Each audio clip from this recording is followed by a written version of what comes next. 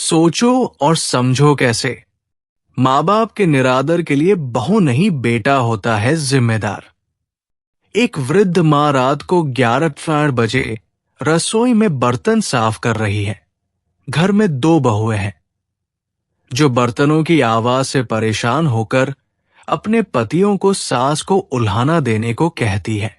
वो कहती है, आप माँ को मना करो, इतनी रात को बर्तन धोने के लिए हमारी नींद खराब होती है। साथ ही सुबह 4 बजे उठकर फिर खट्टर पट्टर शुरू कर देती है।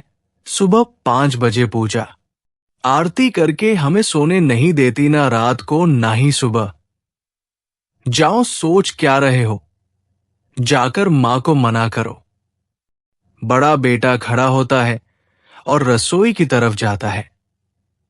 रास्ते में छोटे भाई के कमरे में से भी वही बातें सुनाई पड़ती है जो उसके कमरे में हो रही थी।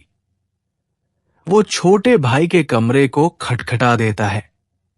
छोटा भाई बाहर आता है। दोनों भाई रसोई में जाते हैं और मां को बर्तन साफ करने में मदद करने लगते हैं। मां मना करती है पर वो नहीं मानते। बर्तन साफ हो जाने के बाद दोनों भाई मां को बड़े प्यार से उसके कमरे में ले जाते हैं तो देखते हैं पिताजी भी जागे हुए हैं। दोनों भाई मां को बिस्तर पर बैठाकर कहते हैं, मां सुबह जल्दी उठा देना, हमें भी पूजा करनी है और सुबह पिताजी के साथ योगा भी करेंगे। मां बोली, ठीक है बच्चों।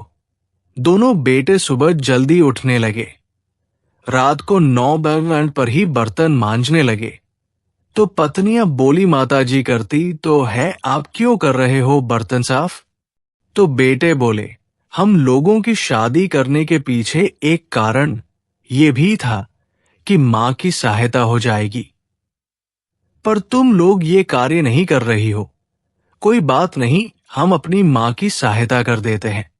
हमारी तो मां है, इसमें क्या बुराई है। अगले 3 दिनों में घर में पूरा बदलाव आ गया। बहुएं जल्दी बर्तन इसलिए साफ करने लगी कि नहीं तो उनके पति बर्तन साफ करने लगेंगे। साथ ही सुबह वो भी पतियों के साथ ही उठने लगी और पूजा आरती में शामिल होने लगी। कुछ दिनों में पूरे घर के वातावरण में पूरा बदलाव आ गया। बहुएं सास ससुर को पूरा सम्मान देने लगी। मां का सम्मान तब कम नहीं होता जब बहुएं उनका सम्मान नहीं करती। मां का सम्मान तब कम होता है जब बेटे मां का सम्मान नहीं करते या मां के कार्य में सहयोग ना करें। जन्म का रिश्ता है, माता पिता पहले आपके हैं।